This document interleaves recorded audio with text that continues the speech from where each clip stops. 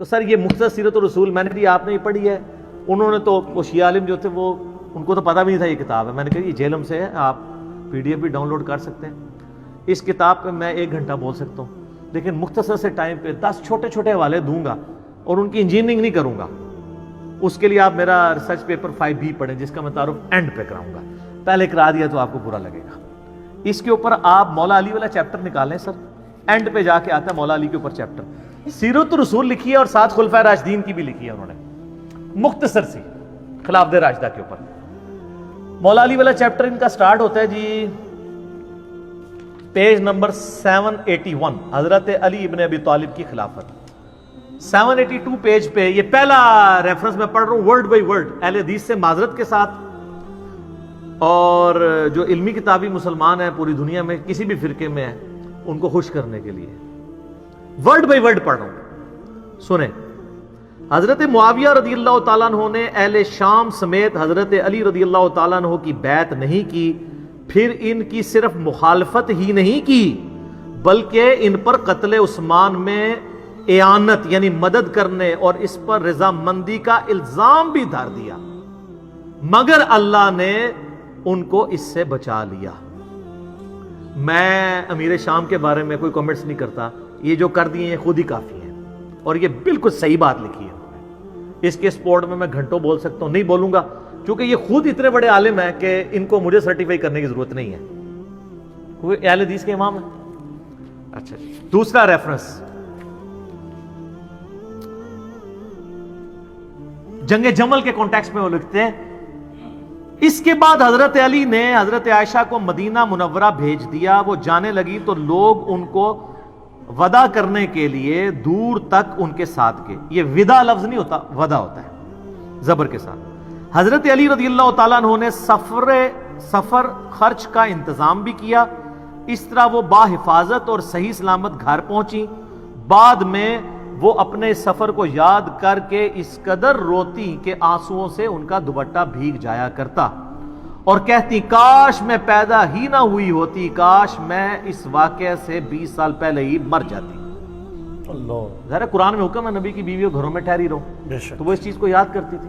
پھر ہوب کے کتے بھی بھونکے, وہ بھی حدیث ہے جامعہ اس میں مسند احمد میں. باقی اب میں اس پہ نہیں بولوں گا, وہ 5B میں آپ پڑھ لیجئے گا, میں اینڈ پہ بتا دوں گا. ریفرنس نمبر 3 جنگ صفین کے بارے میں لکھتے ہیں, عمار کی شہادت کے بعد عمر ابن عاص نے لڑائی چھوڑ دی, ترک کر دی, اور بہت سے لوگوں نے بھی ان کی پیروی کی. حضرت معاویہ رضی اللہ تعالیٰ نے ان سے پوچھا آپ نے لڑائی کیوں ترک کی ہے؟ انہوں نے کہا ہم نے عمار کو قتل کر دیا ہے, اور میں نے حضرت صلی اللہ علیہ وآلہ وسلم سے سنا ہے کہ آپ علیہ السلام فرمایا کرتے تھے کہ عمار کو باغی جماعت قتل کرے گی, معلوم ہوا کہ ہم تو باغی ہیں. اس پہ حضرت معاویہ بولے خاموش رہ, واللہ تم اونٹ کی طرح اپنے ہی پیشاب میں پھسلتے ہو. یعنی تم یہ حدیث بھی جانتے ہو جیسے اونٹ پیشاب کر کے بیٹھ جاتا ہے, تو کام تو تم نے خود ڈالا ہے میرے ساتھ مل کے, اور اب اپنی غلطی خود ہائی لائٹ کر رہے ہو. کیا ہم نے ان کو قتل کیا ہے؟ ان کو تو علی رضی اللہ تعالیٰ ان کے ساتھیوں نے قتل کیا ہے جنہوں نے ان کو ہمارے درمیان لا پھینکا. ہم تو اپنے بچاؤ کے لیے لڑ رہے تھے جس میں وہ قتل ہو گئے. ان کا حضرت عمار جو لڑنے آئے تھے حضرت علی کے ساتھ نہ آتے تو نہ قتل ہوتے. یہ اسی طریقے سے ہے کہ نہ آپ روڈ پہ چڑھتے نہ ایکسیڈنٹ ہوتا نہ قتل ہوتے. اچھا آگے سنیں, حضرت علی رضی اللہ تعالیٰ کو جب حضرت معاویہ کی اس بات کی خبر ہوئی تو انہوں نے کہا اگر میں نے ان کو قتل کیا ہے یعنی حضرت عمار کو, تو پھر اپنے چچا حضرت حمزہ کو حضرت نے قتل کیا ہے جنہوں نے ان کو کفار کے مقابلے میں بھیجا تھا. اے پھکی دیتی اینٹی وینم الزامی جواب کہ اگر حضرت حمزہ حضور کی طرح لڑتے ہوئے مارے گئے ہیں تو کیا حضور نے قتل کروایا ہے کبھی کافروں کے مقابلے میں بھیجا؟ اگر عمار کو میں نے تیرے مقابلے میں بھیجا ہے امیر شام کے مقابلے پہ تو مجھے تم قتل ٹھہرا, یعنی وہ اینٹی وینم والا جواب دیا. چوتھا ریفرنس جنگ نہروان کے بارے میں. یہ وہ باتیں جو پبلک کے سامنے نہیں کرنی چاہیے لیکن یہ کی ہوئی ہیں, انہوں نے پرنٹ کر رہے ہیں, مفت بانٹ رہے ہیں. جنگ نہروان خوارج کے خلاف, وہ کہتے ہیں کہ کافی انہوں نے ڈسکشن کی, اس میں لکھتے ہیں ابو سعید خدری کہتے ہیں کہ میں نے رسول اللہ صلی اللہ علیہ وسلم سے سنا تھا خوارج کے بارے میں, وہ جو بخاری مسلم کی حدیث ہے کہ وہ دین سے ایسے نکل جائیں گے جیسے شکار سے تیر اپنے شکار سے نکل جاتا ہے. اینڈ وہ کہتے ہیں میں گواہی دیتا ہوں, یہ بھی بخاری مسلم دونوں میں, کہ علی نے ان کو قتل کیا تھا اور میں بھی ان کے ساتھ شامل تھا. انہوں نے اس آدمی کو لانے کا حکم دیا جس آدمی کے بارے میں بخاری مسلم میں آتا ہے کہ ان کا سرگنا وہ ہوگا کہ جس کا ایک بازو کٹا ہوگا اور اس کی جگہ گوشت کا ایک لوتھڑا لٹک رہا ہوگا. تو اس کی لاش 3 دفعہ ڈھونڈی گئی, بخاری مسلم میں آتا ہے, نہیں ملی. پھر حضرت علی خود گئے اور لاشوں میں سے نیچے سے نکالی. تو وہاں پھر صحابہ نے نعرہ لگایا کہ حضرت علی حق پہ ہیں, کیونکہ نبی علیہ السلام نے پہلے ہی فرمایا تھا کہ یہ ان کے سرگنا کی نشانی ہوگی. پھر وہ کہتے ہیں کہ صحیح مسلم میں حضرت ابوبکر رضی اللہ تعالیٰ عنہ سے مروی ہے کہ اگر وہ فوج جو خوارج سے لڑے گی اس کے ثواب کو جان لے جو حضرت کی زبانی ان کے لیے مقرر کیا گیا ہے تو وہ مزید عمل کرنے کی ضرورت ہی محسوس نہ کریں اور اسی پر بھروسہ کر لیں. یعنی خوارج کے خلاف لڑنا اتنی بڑی نیکی ہے کہ اس کے بعد خارجیوں کے خلاف لڑنے والوں کو اور کوئی نیکی کا کام کرنے کی ضرورت نہیں. جیسے بخاری مسلم میں آتا ہے کہ اہل بدر کی ہر غلطی معاف ہے, اس طرح خوارج کے خلاف جو حضرت علی کے ساتھی تھے ان کے بارے میں مسلم شریف, انہوں نے ویسے لکھا حضرت ابوبکر سے مروی ہے, وہ حضرت علی سے ہی مروی ہے. اور اس کے سٹارٹ میں حضرت علی وہ بھی کہتے ہیں کہ مجھے آسمان سے زمین پہ گرا دیا جائے میں یہ برداشت کر لوں گا, لیکن یہ برداشت نہیں کروں گا کہ میں کوئی ایسی بات کروں جو میں نے خود رسول اللہ سے نہ سنی اور میں تمہیں بیان کروں. یعنی حدیث معاملے میں اتنی احتیاط صلی اللہ علیہ وآلہ وسلم. 5واں ریفرنس یہ کہتے ہیں نا جی وہ جی حضرت عثمان کو عبداللہ ابن سبا اور پتہ نہیں کوئی یہودی پارٹی تھی آل امیہ کو بچانے کے لیے. میں نے بخاری مسلم سے ثابت کیا ہے آل امیہ کی وجہ سے حضرت عثمان شہید ہوئے ہیں, ان کے گورنروں کی وجہ سے. انہوں نے حضرت عثمان کا چیپٹر پڑھے, کہیں نہیں ڈالا عبداللہ ابن سبا کا نام تک نہیں لکھا. الٹا حضرت علی والے چیپٹر میں انہوں نے بتایا کہ یہ جو حضرت علی کی شان میں غلو کرنے والے رافضی تھے وہ حضرت علی کے دور میں نکلے ہیں. اس کے اوپر پورا چیپٹر انہوں نے بنایا ہے. فرقہ غالیہ کا خروج, حضرت علی کے زمانے میں ایک غالی فرقہ پیدا ہوا. کرتے کرتے نا اینڈ پہ وہ لکھتے ہیں کہ حضرت علی نے اپنے غلام قمبر کو بلایا اور پھر انہوں نے جو ہے نا وہ ان لوگوں کو آگ میں جلا دیا جن لوگوں نے حضرت علی کے لیے الوہیت کلیم کی تھی, جس کی باقیات آج کل یہ نصیری ہیں. اور پھر وہ بخاری میں آتا ہے نا کہ حضرت ابن عباس تک بات پہنچی تو کہتے کاش حضرت علی ایسا نہ کرتے, کیونکہ یہ سزا آگ میں جلانے والی اللہ کے ساتھ خاص ہے, مخلوق نہیں جلا سکتی. تو حضرت علی نے کہا کہ ابن عباس نے سچ کہا.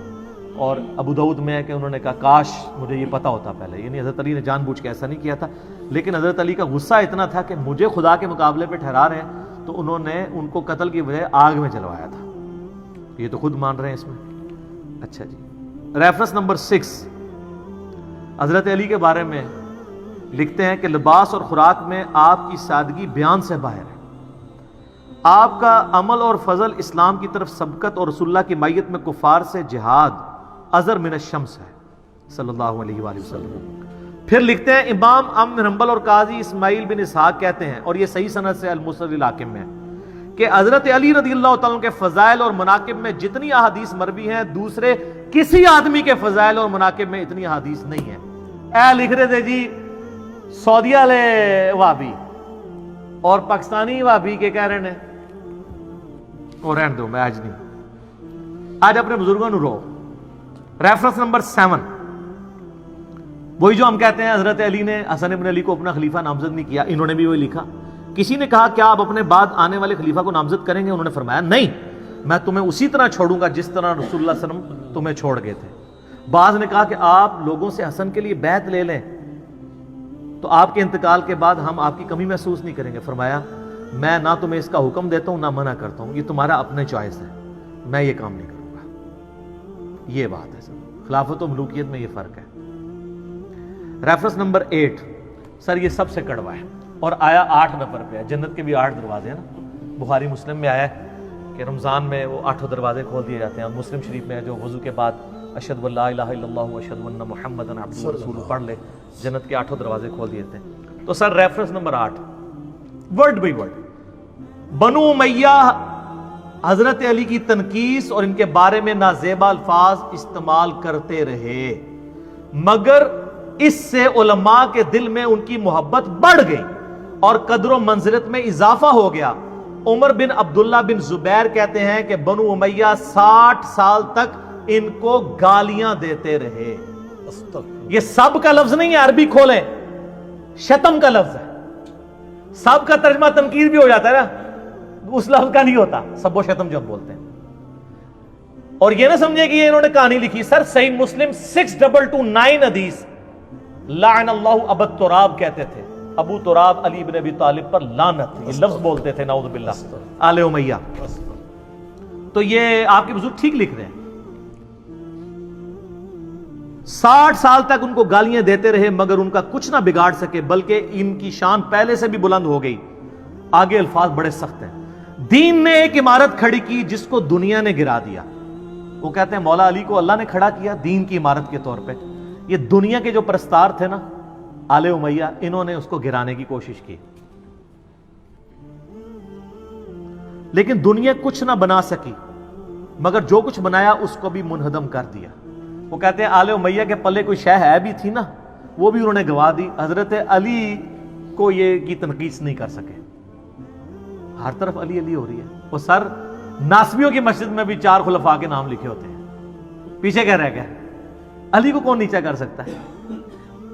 ناسبیت کو ہوا دینے والے لوگ بھی حق 4 یار کہتے ہیں، حق 5 یار نہیں کہتے. اس سے بڑی کیا جیت ہوگی سیدنا علی کی. سیکنڈ لاسٹ ریفرنس نمبر 9، وہی حدیث لکھی ہے ابو داؤد ترمذی کی کہ میرے بعد خلافت 30 سال تک رہے گی. اس کے کانٹیکسٹ میں لکھتے ہیں اور حضرت علی کی خلافت 4 سال اور 8 مہینے ہے. اس کو حدیث میں 30 سال اس لیے کہا گیا کہ اصل مدت اس کے قریب قریب ہے، یا حضرت حسن رضی اللہ تعالیٰ عنہ کی مدت خلافت کو اس میں شمار کیا گیا ہے کیونکہ وہ اس کو مکمل کرتی ہے. وہ کہتے ہیں حضرت حسن کے جو 6 مہینے ہیں وہ ملا کے یہ 30 سال پورے ہوتے ہیں. اور یہ تو ابن تیمیہ نے منہاج السنہ میں لکھا ہے کہ ربیع الاول میں نبی علیہ السلام کی وفات ہوئی 11 ہجری میں، اور ربیع الاول 41 ہجری میں صلح حسن ہوئے. حضرت حسن کی صلح پہ 30 سال پورے ہوتے ہیں. تو خلیفہ راشد 5 ہیں، ابو بکر، عمر، عثمان، علی، حسن ابن علی. اور یہ محمد بن عبد الوہاب صاحب کے بیٹے بھی یہ بات مان رہے ہیں اور لکھ رہے ہیں. آخری ریفرنس ہے خلافت حسن کے اوپر انہوں نے چیپٹر باندھا ہے. اس کے بعد صلح حسن کے اوپر انہوں نے اس کے اوپر کنکلوڈ کیا ہے اور حضرت حسن کا خطبہ نقل کیا ہے جو انہوں نے معاویہ سے صلح کے بعد دیا تھا. اس خدا کا شکر ہے جس نے ہمارے ذریعے تمہارے پہلوں کو ہدایت بخشی.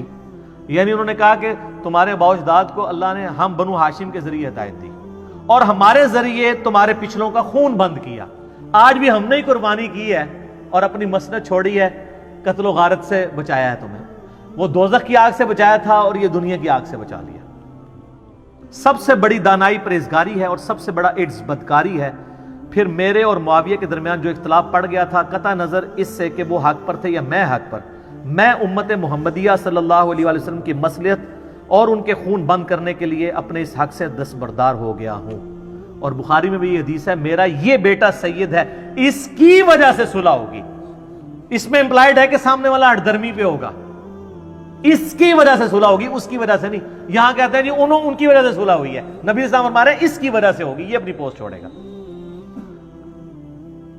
پھر معاویہ رضی اللہ تعالیٰ کی طرف منہ کر کے فرمایا میں نہیں جانتا کہ یہ تمہارے لیے فتنہ ہے یہ حکومت یا کچھ مدت کے لیے اس میں تمہارے لیے فائدہ ہے، یعنی دنیا میں کچھ فائدہ اٹھا لو. مجھے نہیں پتا، اللہ نے تمہیں آزمائش میں ڈالا ہے. تو یہ دونوں باتیں ہوئی، آزمائش میں بھی ڈلے اور فتنے کا بھی شکار ہوئے. اور یہ حقائق اگر آپ کو جاننے ہو تو دنیا میں ایک پمفلٹ ہے جس کا عنوان ہے 5B ریسرچ پیپر. سر یہ واقعہ کربلا کا کہانی پس منظر نہیں، حقیقی پس منظر 72 صحیح الاسناد احادیث کی روشنی میں، جس میں 200 سے زیادہ حدیث ہیں. 72 کا ٹائٹل میں نے شہدائے کربلا کی نسبت سے لیا. ایک نمبر پہ کئی حدیثیں ہیں، مثلا 33 نمبر پہ 8 حدیثیں ہیں، 8 طرق غدیر خون کے. سیدنا عمر کی شہادت سے لے کر شہادت حسین تک پوری اسلامک ہسٹری کور ہوئی ہے. حقیقی خلفائے راشدین کون ہے، جنگ جمل، صفین، نہروان، شہادت عثمان کے اصلی اسباب، صلح حسن، حضرت معاویہ کا دور ملوکیت، یزید کی ولی عہدی اور شہادت حسین ابن علی رضی اللہ عنہم اجمعین وعلیہم السلام اجمعین. یہ الحمدللہ عربی میں بھی ہے، اردو میں بھی ہے، ہندی میں بھی ہے، انگلش میں بھی ہے. ہماری ویب سائٹ ahlsunnatpak.com پہ آپ ریسرچ پیپرز والے پورشن سے مفت ڈاؤن لوڈ اس کا PDF کریں، گروپ میں رابطہ کر کے واٹس ایپ کے ذریعے PDF منگوا لیں. اس میں اکثر حدیث بخاری مسلم سے ہیں، تحکیم کی ضرورت نہیں. اور جن پہ تحکیم کی ضرورت تھی میں نے دور حاضر کے بڑے بڑے محدثین، شیخ البانی رحمہ اللہ تعالی، شیخ زبیر علی رحمہ اللہ تعالی، شیخ شعیب ارنوت رحمہ اللہ تعالی، شیخ سلیم اسد اور غلام مصطفیٰ ظہیر حافظہ اللہ تعالی من الجنت والناس، جو زبیر علی صاحب کے باغی شاگرد. لیکن تحکیم تو لگا بیٹھے ہوئے ہم اور ہم نے اس میں ڈالی ہوئی ہے. اور باقی لوگ میں تو مطلب اولو العلم قائما بالقسط ہوں الحمدللہ، جس کی جو پازیٹیو چیز ہے وہ پروموٹ کروں گا، سب کی تحکیم کے ساتھ ہے، اور یہ خیالی پس منظر نہیں ہے، احادیث کی روشنی میں ہے۔ یہ صلاح الدین یوسف صاحب کی جھوٹی تاریخ یا وہ سنابلی کی لکھی ہوئی جھوٹی تاریخ نہیں ہے، احادیث ہیں جو کہ خلافت و ملوکیت مولانا مودودی رحمہ اللہ تعالی کی کتاب کا حدیثی دفاع ہے، حدیث کی روشنی۔